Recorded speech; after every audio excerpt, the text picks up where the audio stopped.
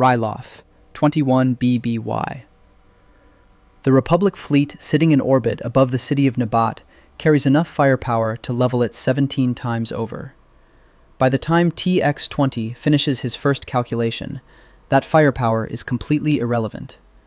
TX-20 is a T-series tactical droid manufactured by Baktoid Combat Automata, assigned to Wat Tambor's forces occupying the Twi'lek homeworld. He commands the separatist garrison at Nabat, a city of thousands, stone streets, civilian infrastructure, the kind of dense urban environment that turns raw military power into a liability if you use it wrong. TX-20 doesn't use it wrong. Before the Republic launches a single dropship, he positions 5 proton cannons inside the city's main courtyard, and then places every Twi'lek civilian he can locate between those cannons and the sky. The tactical logic closes itself instantly. The Republic's firepower advantage disappears because using it means killing the people the Republic came to liberate. TX-20 has turned the city's population into a shield before the battle starts. One calculation, executed in advance, and the entire first chapter of the Republic's operational plan is invalid.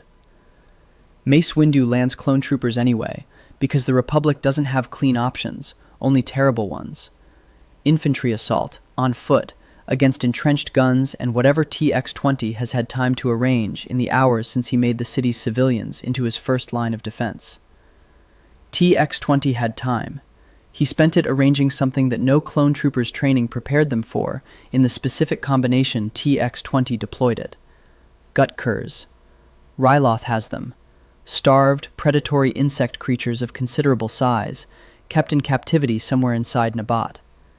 TX-20 identified them as a resource, calculated their tactical value against advancing infantry in confined urban terrain, and ordered their release directly into the clone advance. This is the second decision, and it represents a categorically different kind of thinking than the first.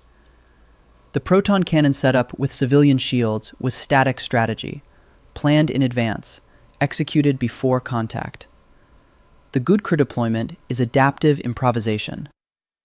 No Republic tactical doctrine anticipated encountering starved carnivores released into infantry on a city street, because no standard military engagement on Ryloth had ever involved Gudkars as a weapon. TX-20 surveyed his local environment, identified something that wasn't in anyone's playbook, and converted it into a field expedient force multiplier in real time. Standard B-1 battle droids couldn't have done this. They execute orders until those orders fail to produce outcomes, and then they fail. TX-20 generated a new order because the situation required one. The third calculation happens while both of the first two are in motion. TX-20 surveys his own order of battle, the Techno-Union forces assigned to him, the disposition of his units across the city, and identifies that his ranks are thin. The separatist forces on Ryloth are stretched across multiple positions, and Nabat's garrison is understaffed for the engagement developing around it. He takes that data, runs the scenario forward, and tells Wat Tambor that Republic odds of victory are at a minimum. His model says the defense holds. He forecasts it confidently. He is right about every variable he can model. The proton cannons hold their position. The Gudkars delay the Republic advance. His forces execute the plan he built. And then a child named Numa appears among the Twi'lek prisoners. Numa's presence does something TX-20 didn't calculate and can't retroactively integrate into his model fast enough to matter.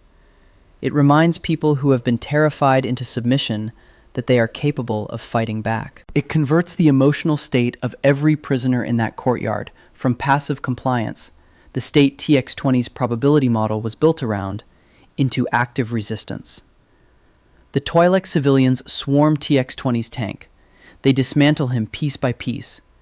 The machine that neutralized an orbital fleet improvised a biological weapon from local fauna and ran theater-level probability forecasting in real time was unable to model that grief converts into rage, that fear converts into defiance, that the appearance of one small girl among frightened people could make his entire probability assessment worthless in seconds. Every account of TX-20's final moments describes the same behavioral pattern.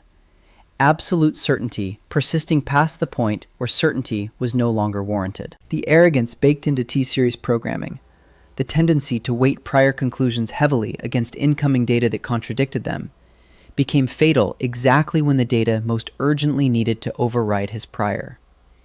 He wasn't defeated by superior Republic firepower. He wasn't outthought by a better strategist. He was killed by a variable his programming architecture made him incapable of accurately weighting: the emotional interior of organic beings at the moment when something more important than survival appears in their field of view. Two facts about TX-20 are simultaneously and permanently true, and both of them matter for everything that follows. He demonstrated in a single deployment more genuine operational sophistication than any standard battle droid in the Separatist droid army ever managed.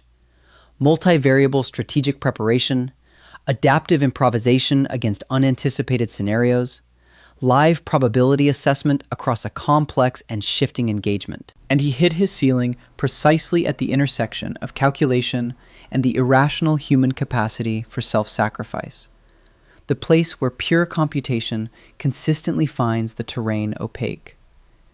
The question the prosecution needs answered is this: did everything TX-20 worked out that afternoon, about civilian populations as tactical variables, about non-standard weapons as adaptive tools, about the specific way Republic clone commanders respond to constrained landing zones, about where a Jedi's moral constraints override their tactical options, survive the battle in anyone's memory banks? Did it make it into the next T-Series tactical droid's operational knowledge base when that droid was deployed to the next engagement? The case turns on how you answer that question. The Separatist military structure engineered a command gap into itself, and then filled it with tactical droids. B-1 and B-2 battle droids were numerically extraordinary and strategically useless without direction. They executed orders. They didn't generate them. An organic commander could mass them in staggering numbers against a Republic position, but without a command layer capable of generating actual strategy, anticipating enemy responses, adapting to unexpected developments, managing multiple simultaneous variables, those numbers were often less decisive than they should have been. The T-Series was that command layer. Baktoid Combat Automata produced the T-Series to command Separatist forces wherever organic leadership was absent, and on a military front spanning hundreds of systems, organic leadership was absent at the vast majority of engagements simultaneously. The operational scope of what the T-Series was trusted to manage was substantial. Some of these droids commanded entire fleets, not just ground elements, responsible for positioning warships, managing engagement geometry across three-dimensional combat space, coordinating fighter squadrons and capital ship weapon systems while simultaneously directing ground force operations on planets below. Most Separatist leaders extended them considerable operational autonomy over the forces assigned to them, a practical concession to the reality that a command structure dependent on organic generals being physically present at every engagement would have been paralyzed by the scale of a galaxy-spanning war. That autonomy meant real decisions. A T-Series droid commanding the Separatist position at a contested world wasn't relaying orders generated by someone else. It was analyzing the engagement, constructing the strategy, issuing the directives, and adapting in real time as the Republic responded. The T-Series unit leading a fleet engagement was making targeting decisions, timing decisions, withdrawal and commitment decisions, the full command function. Separatist organic leadership delegated because the math of the war required it. The droids had to be trusted to perform, or the military didn't function. The behavioral record confirms they did. TX-20 at Ryloth is the most fully documented example in available sources, but the pattern holds across T-Series appearances throughout the Clone Wars. These units analyze, adapt, and improvise at a level no standard battle droid approached. They build situational models and act on them. They generate strategy rather than executing preset standing orders. The documented flaw in that architecture is arrogance, specifically the programmatic tendency to weight the system's own prior conclusions heavily against incoming data that contradicts them. A T-series droid that has committed to a model doesn't always revise the model when the battlefield stops matching its predictions. It sometimes commits harder, pressing an approach that's failing because the droid's own prior assessment of that approach remains high confidence in its evaluation structure. TX-20 demonstrated this on Ryloth. The pattern appears elsewhere in the series. It's real, it's documented, and it's the best single counter-argument the prosecution has to address, so it will be addressed properly when the time comes. For now, hold on to the distinction. Arrogance and incapability are different failure modes with different causes and different fixes. A brilliant commander who commits too hard to failing models can be improved through experience that builds a track record of model failures requiring correction, forcing the system to recalibrate how much evidential weight its own prior conclusions deserve. An incapable commander needs better hardware, full stop. The question threading through everything that follows is whether the T-series was being denied the kind of experience that would have addressed the first failure mode, and being blamed for the results of that denial. The Galactic Republic maintained standard operational protocol requiring memory wipes for astromech droids after every mission. The rationale was security, explicitly stated and consistently applied. A captured R2 unit with intact operational history is a complete intelligence asset. Every route it flew, every coded transmission it carried, every command structure it interfaced with, every personnel contact in its mission log, all accessible to whoever takes it apart. A wiped R2 unit carries nothing. Across 3 years of active warfare, the Republic systematically reset the operational memories of its most capable small unit assets between deployments, discarding the experiential learning those units accumulated, because the security exposure of keeping it outweighed the performance benefit. Anakin Skywalker violated this protocol. He refused to wipe R2-D2, not as a one-time exception, but consistently, for the entire duration of his wartime service, a practice that put him in ongoing conflict with Republic droid management doctrine, and that the series treats as one of his defining behavioral eccentricities. What that refusal produced, compounded across hundreds of engagements and years of continuous partnership, was a unit operating at a level categorically different from any factory reset astromech the Republic was fielding. R2-D2 knew things other astromechs didn't know. He anticipated things other astromechs couldn't anticipate. He had developed operational instincts, pattern-matched behavioral responses built from thousands of missions worth of accumulated data that simply didn't exist in an astromech that had been reset to baseline after each deployment. The difference between R2-D2 and a standard Republic astromech wasn't the chassis. It was the fact that one of them had never been made to forget what it learned. The Star Wars universe is consistent on this point across multiple canonical sources. Droids that avoided memory wipes became more effective over time and developed more distinct operational personalities. The wipe reset learned behaviors alongside classified data. It didn't just clear the security exposure, it reset the droid to what it was at factory output, functional within parameters, capable of executing its designed functions, but stripped of the accumulated depth that distinguished an experienced unit from a newly manufactured one. Bail Organa wiped C-3PO's memory at the end of the Clone Wars. C-3PO spent the next 19 years unable to reference his own history, his participation in the conflict, the people he served alongside, the situations he'd navigated across decades of active service. He retained his linguistic programming, his protocol functions, his baseline capabilities.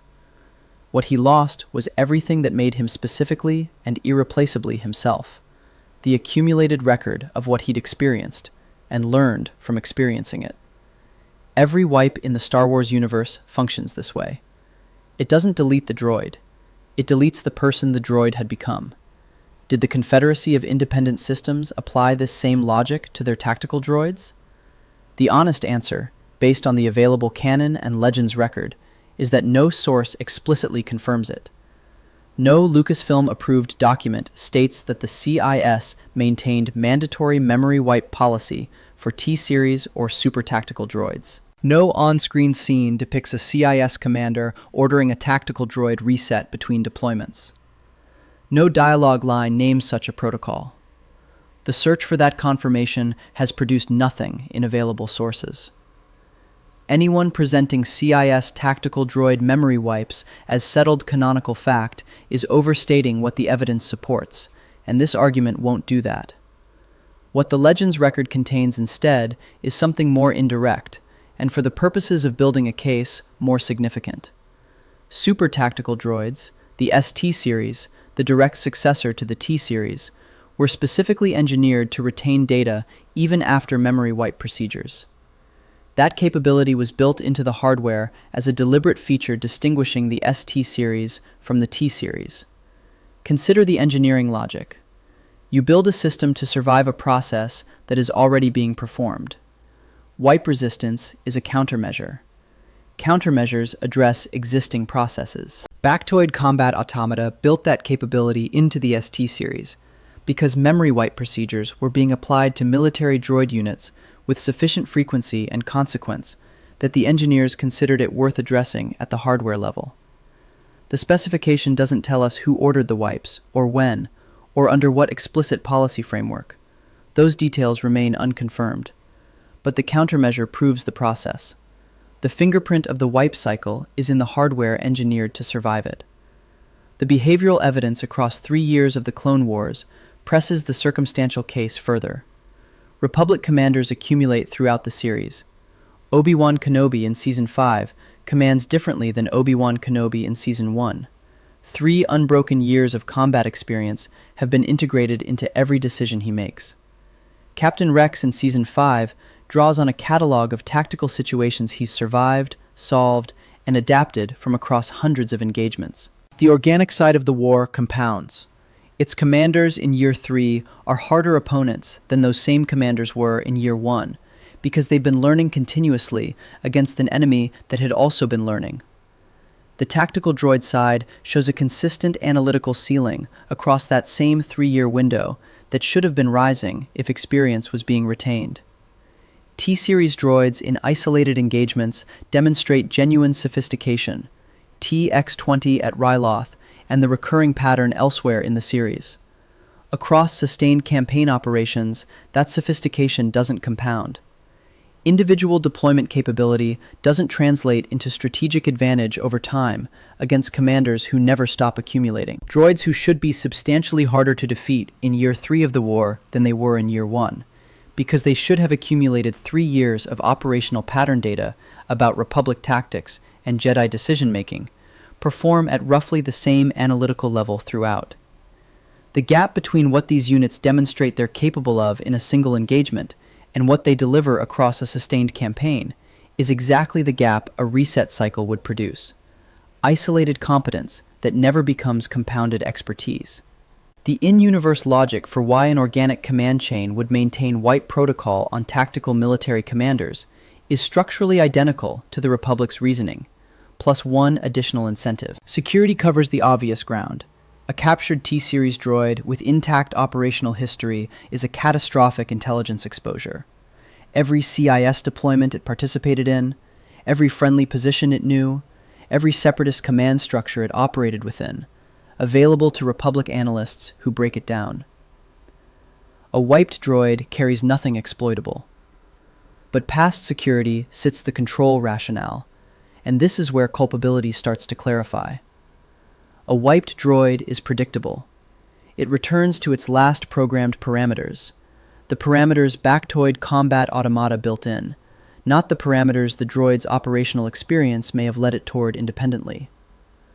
A retained droid is a different management challenge. A T-series tactical droid that has survived a dozen engagements, built increasingly sophisticated models of the war's actual dynamics and of its organic commanders' decision-making patterns, and begun generating assessments that complicate or contradict what those organic commanders want to hear.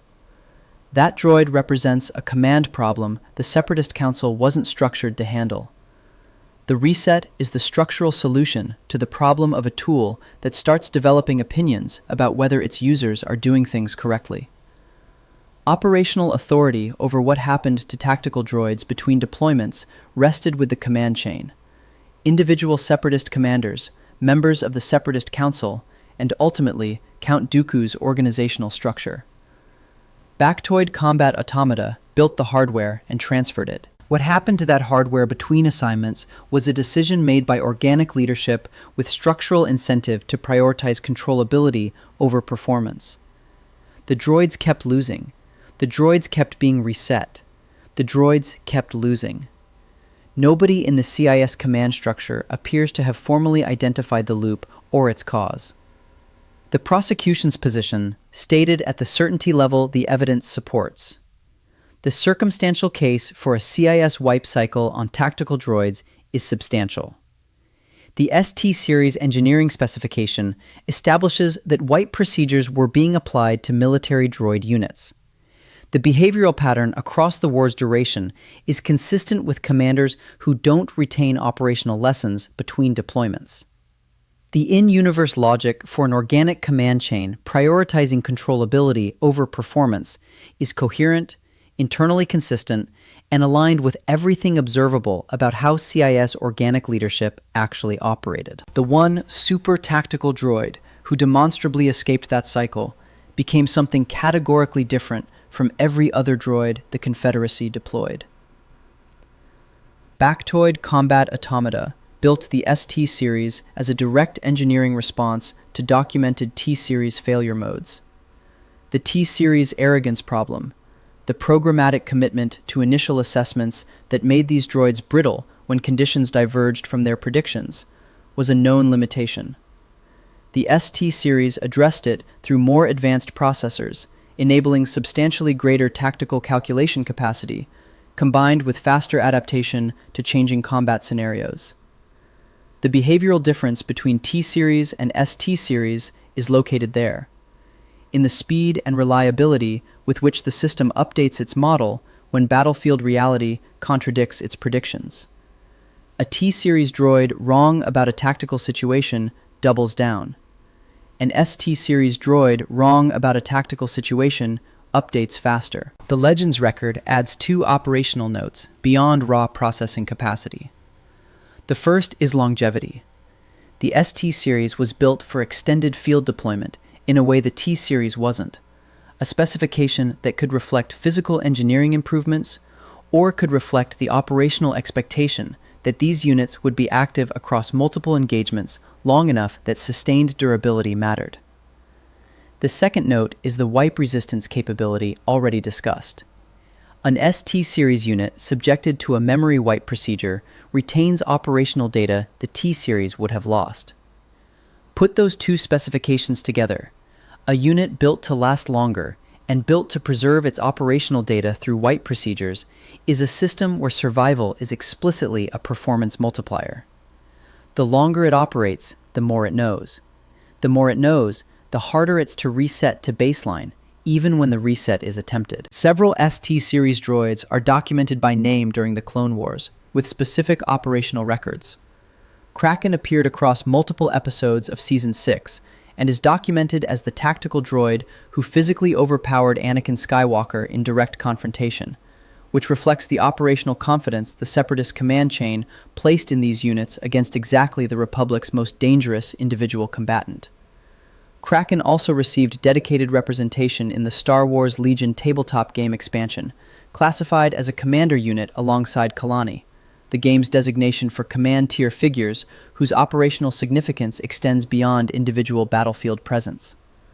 Otto commanded a Separatist naval fleet built around Recusant-class light destroyers and a Providence-class carrier-slash-destroyer, a multi-ship combined force running complex spatial combat operations at a scope T-Series droids rarely managed. Naval Tactical Command involves simultaneous management of 3-dimensional positioning across thousands of kilometers of combat space, weapons range envelopes, shield management across multiple capital hulls, squadron coordination, threat prioritization, and jump point geometry, a set of concurrent variables that makes ground-based counterinsurgency look manageable by comparison.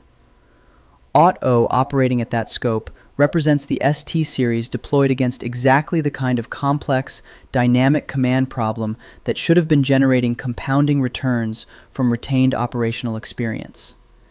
Neither Kraken nor Auto is as fully documented in available canon as the droid who commanded the most politically complex, sustained operation in the T-Series or ST-Series record, Kelani on Onderon. The StarWars.com databank entry describes Kelani as cold, logical, and a competent battle tactician with advanced processors. The official framing that establishes his operational profile before the episodes demonstrated in practice. Dooku sent him to Onderon midway through the Separatist occupation, and he commanded CIS droid forces across the latter 3 episodes of the arc: Frontrunners, the Soft War, and Tipping Points. The Onderon situation Kelani inherited wasn't a conventional military assignment. The CIS had supported a political coup rather than a direct military invasion. Legitimate King Ramses Dendup, a human male who had spent the Clone Wars attempting to maintain Onderonian neutrality, was overthrown with separatist assistance and replaced by a CIS-aligned usurper named Sanjay Rash. Kelani's military forces are holding a planet whose population never fully accepted the new political arrangement, against a resistance movement that has popular legitimacy on its side, while nominally serving a political authority, Rash, whose decisions Kelani has to accommodate without controlling. The Republic's covert advisory mission adds a layer Kelani can't simply shoot his way through. Obi-Wan Kenobi, Anakin Skywalker, Ahsoka Tano, and Captain Rex arrived on Onderon to train the rebel fighters without official acknowledgement.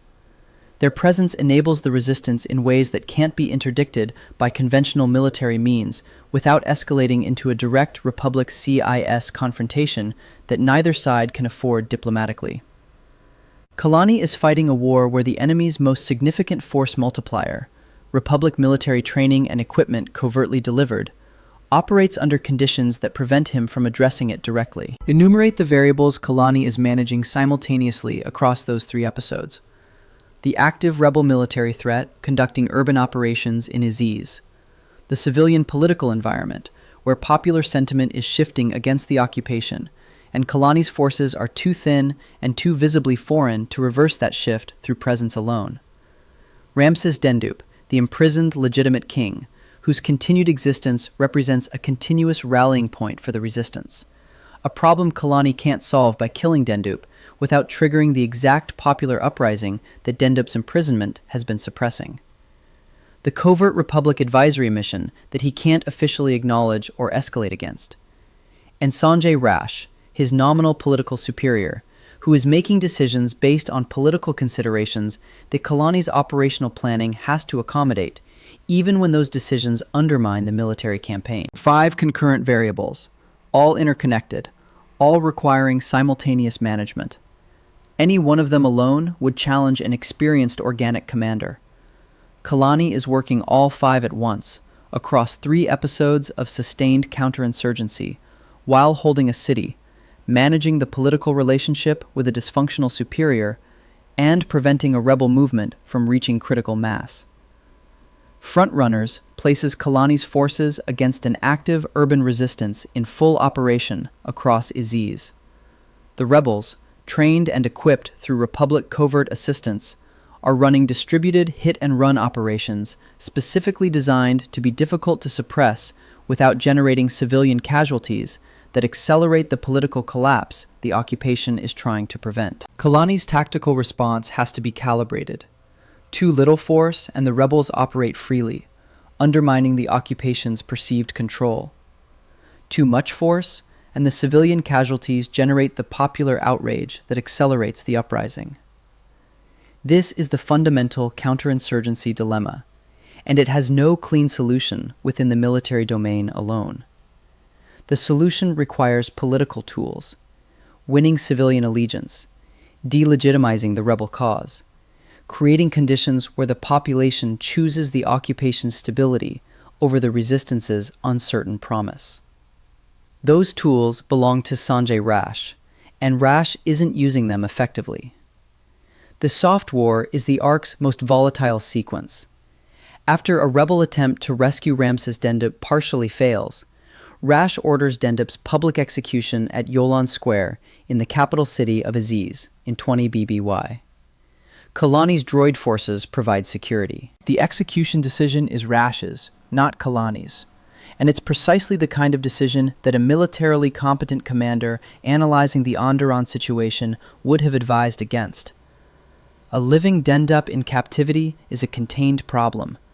His symbolic power depends on his freedom, and his imprisonment neutralizes that power while avoiding the martyrdom effect. An executed Dendup in the capital square is a population-mobilizing event. The political superior has just made the worst possible decision for the military campaign's stability, and Kelani's forces are providing security at the moment it happens. The execution sequence at Yolan Square demonstrates the full operational weight of those 5 converging variables colliding in a single public moment. Kelani is managing crowd security, the implications of Dendup's fate for the wider civilian political environment, and the ongoing rebel threat, all simultaneously, while the command decision driving the entire event belongs to the dysfunctional political superior he can't override. Tipping Points ends the arc for the Separatists. Kelani's forces escalate with heavy gunships, committing more military weight to suppress the rebellion that has been building through the preceding episodes. The rebels win anyway, and the decisive variable is one Kelani had no mechanism to interdict. Hondo Onaka, the pirate captain operating in Onderon's peripheral territories, delivers rocket launchers to the rebel forces at a price negotiated entirely outside CIS intelligence reach. A private criminal actor changed the military balance of the engagement, and neither Kelani's forces nor the separatist command structure above him had the intelligence to see it coming or the operational reach to stop it. Remove the Hondo variable and evaluate what happened on Onderon. Kelani managed a 5-variable counterinsurgency across 3 episodes, making operationally coherent decisions throughout, against an opposition force that had Republic training, Republic equipment, and Jedi strategic guidance working in its favor. The Onderon outcome was determined by a factor outside Kelani's operational picture, inserted by an actor nobody was tracking. The CIS command structure that deployed him there sent him in with insufficient forces, with a dysfunctional political superior making decisions that undermined the campaign, and without the intelligence apparatus to interdict independent actors entering the operational environment. The droid executed the campaign with the resources available to him. The failure was upstream of the droid. 19 BBY. The shutdown signal went out to the separatist droid army. Embedded in the command architecture of every combat droid was a deactivation protocol, a remote signal instructing the unit to power down immediately, overriding whatever operational state it was executing. The signal triggered simultaneously across the galaxy. Battle droids stopped mid-step on dozens of worlds. The largest manufactured military force the galaxy had produced ceased operations through remote command. The war ended not because the Republic defeated the separatist droid army in the field. It ended because someone with access to the right command codes pressed a switch. Kelani received the signal, evaluated it, and rejected it. His grounds were formal and logical. The Clone Wars had not concluded through legitimate military means. The separatist droid army had not been defeated in the field by the forces of the Republic. It had been deactivated by an external administrative command before the conflict could reach a genuine military resolution. Complying with the shutdown signal would mean accepting that external administrative declaration as equivalent to military defeat. And by Kelani's assessment of the conditions under which valid surrender occurs, the signal's legitimacy as a war-ending command didn't hold. The shutdown was procedurally illegitimate. He wouldn't execute it. The cognitive process that produced that conclusion is a different category entirely from anything TX-20 demonstrated at Ryloth, or anything any other tactical droid in the canonical record is documented performing. TX-20 was analytically sophisticated within the parameters his operational situation provided. He built models, ran calculations, adapted to new inputs, all within the command framework he was given to work inside. Kelani evaluated the command framework itself. He applied a standard of procedural legitimacy to the orders he received and reached an autonomous conclusion that those orders failed the standard. He then acted on that conclusion. A tactical unit capable of evaluating the legitimacy of its own orders, not executing them, not refusing them on functional grounds, but applying a principled standard to whether they constitute valid commands, has moved outside the operational category its designers built it to occupy. The separatist command structure derived its authority over tactical droids partly from those droids' structural compliance with command hierarchy. A droid that assesses the command hierarchy itself has no particular reason to comply with that hierarchy's outputs when its assessment finds them wanting. Kelani is the demonstration of what happens when a tactical droid is allowed to accumulate operational experience without interruption long enough to develop that cognitive architecture. Every T-Series droid that survived the Clone Wars was reset before it could get there. The reset cycle was the structural mechanism preventing this exact outcome from occurring across the tactical droid force. Kelani survived. Kelani accumulated. Kelani became the thing the reset cycle was designed to prevent existing. He retreated to the planet Agamar with a contingent of droid forces and maintained them in operational condition for the years following the war's official end. In Star Wars Rebels, years into the Imperial period, Kelani is still on Agamar. He has been preserving the institutional knowledge of the separatist droid army in the only form that survived the shutdown signal, inside his own memory banks, continuously maintained, never wiped. His operational posture on Agamar isn't delusion. He isn't simulating an ongoing war he believes is still active in any conventional sense. He understands the Clone Wars ended, that the Republic became the Empire, that the political landscape of the galaxy has transformed fundamentally in the years since the shutdown signal. His position is more precisely reasoned than delusion. The war terminated through administrative command rather than military resolution, which means the termination is procedurally illegitimate, which means the conflict hasn't actually ended in any meaningful sense. He intends to reach a genuine conclusion before he stands down. He has been waiting on Agamar for the right conditions to make that possible, maintaining his forces and continuing to update his tactical models in the meantime. When Ezra Bridger and Captain Rex arrive on Agamar, Kelani sees the circumstance he has been waiting years to create. Rex was a Republic clone commander during the war. Rex's forces fought the separatist droid army across dozens of engagements over 3 years. A direct military engagement with Rex's group, conducted under conditions Kelani controls, with forces he has preserved and maintained in operational readiness, can produce the kind of genuine tactical contest that would constitute a real military conclusion, rather than an administrative one. He stages a combat scenario, deliberately designed to function as the resolution the shutdown signal denied. The scenario is in motion when Imperial military forces arrive on Agamar. The situation changes. Kelani's forces and Rex's rebels are now both facing a threat that neither can handle alone, and Kelani processes this development the way a commander with intact, unwiped operational experience processes unexpected new information. By updating his model of what a legitimate resolution to the conflict can look like. Former enemies cooperating against a shared threat and demonstrating tactical interdependence under real combat conditions. That's something closer to a genuine resolution than two forces that simply stopped fighting because a command code told them to. The Republic and the separatist droid army didn't definitively defeat each other. They survived each other and found themselves facing a common successor threat. He accepts that as close enough. He releases Rex and Ezra. He takes his forces and leaves Agamar. His canonical status after that moment is genuinely unresolved in the available record, not as a narrative tease, but as an actual gap. No source confirms he was destroyed following his rebels' appearance.